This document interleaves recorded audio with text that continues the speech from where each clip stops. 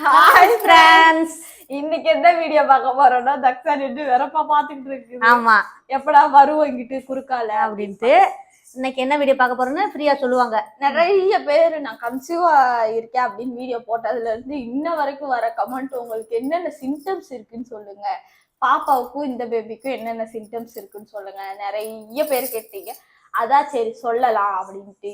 எங்க அத்தைக்கு தான் தெரியும் எனக்கு அந்த பேபிக்கு வந்து தக்ஷா மாசமா இருக்கும்போது வாமிட் அவ்வளவு வாமிட், எந்திரிக்கவே முடியும். அப்படியே போகு கொட கொட கொட கொடன்னு வாமிட் பண்ணிட்டு ஒடியா மறு என்னம்மா பண்ணுது, என்னால முடியல அத்தை அப்படின்னு சொல்லு. ஐயோ இந்த வாந்தி என்னைக்கிடும் நிக்க போகுது அப்படின்னு சொல்லி நாங்களும் 4 மாசம் 5 மாசம் அந்த 5 மாசம் வரையும் நல்லா ஃபுல்லா வாமிட்டு தான்.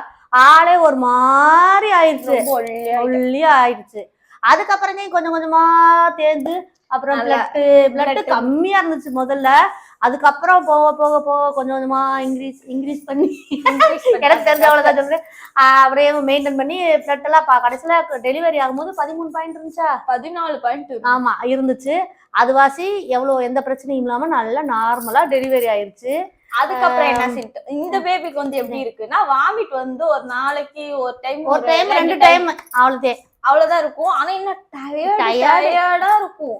அத்தனை டைம் வாமிட் பண்ண அவ்வளோ டயர்டு இல்ல, அவ்வளோ டயர்டா தான் இருந்துச்சு. உனக்கு தெரியல, எங்களுக்கு தெரியும்.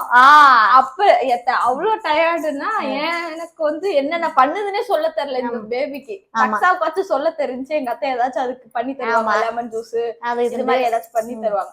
இந்த பேபிக்கு என்ன பண்ணுதுன்னு எனக்கு சொல்லவும் தெரியல. எங்க அத்தை என்னவா தெரியுது எனக்கு என்ன பண்ணுதுன்னே தெரியல, ஆனா என்னமோ பண்ணுது அப்படின்னு. ஏமா என்ன பண்ணுதுன்னு தெரியல, என்னமோ பண்ணுது, நான் என்னமா பண்ணட்டு அப்படின்னு சொல்லி பேசிக்குவோம். அதே மாதிரி தக்ஷாவுக்கு வந்து முதுகு வலி அவ்வளவா இல்ல, இந்த பேபிக்கு வந்து ஆனா கொஞ்சம் அவ்வளவா. அது எப்படின்னா ஃபர்ஸ்ட் பேபிக்கு தெரியாதா என்னன்னு தெரியல, எனக்கு அவ்வளவா இல்ல. சொல்லுவேன் எங்கேயாச்சும் டிராவல் பண்ணிட்டு வந்தா மட்டும் சொல்லுவேன்.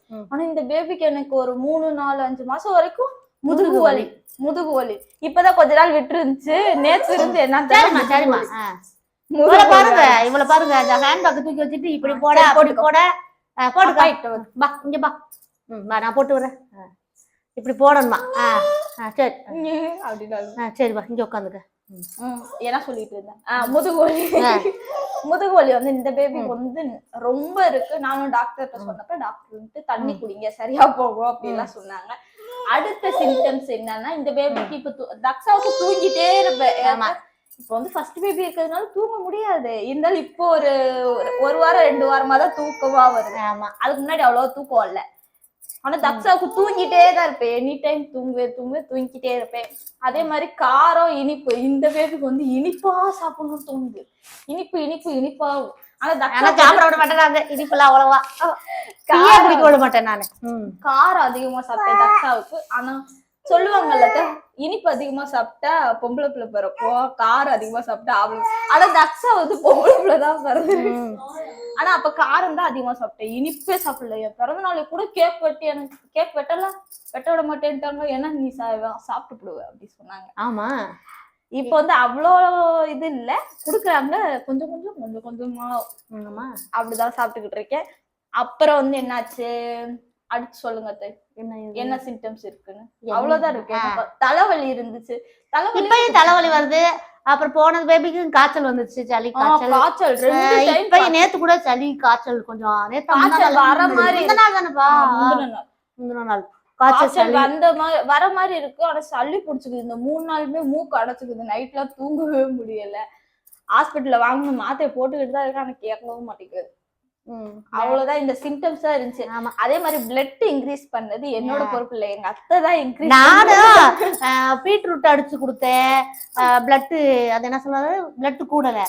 அதுக்கப்புறம் என்னன்னா அத்திப்பழம், நெல்லிக்காய், உலர்ந்த திராட்சை, நெல்லிக்காய் ஜூஸ் எல்லாமே கொடுத்தா, கீரை எல்லாம் கொடுத்தா, சூப்பெல்லாம் கொடுத்து ரத்த கூடவே இல்லை.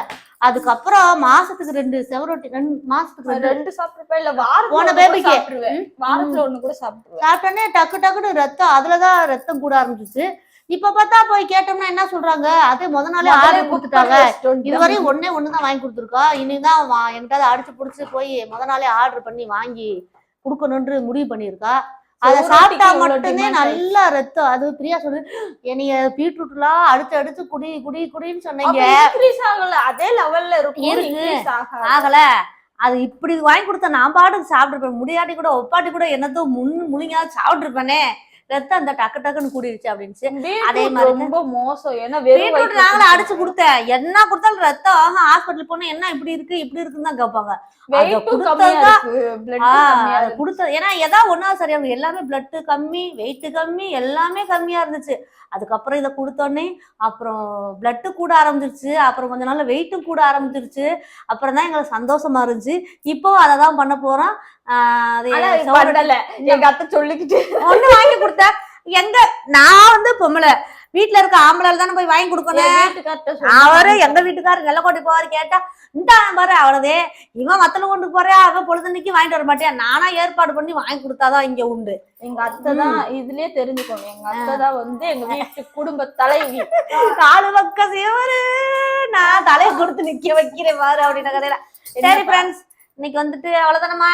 இதுதான் என்னோட சிம்டம்ஸ் எனக்கு இருந்தது.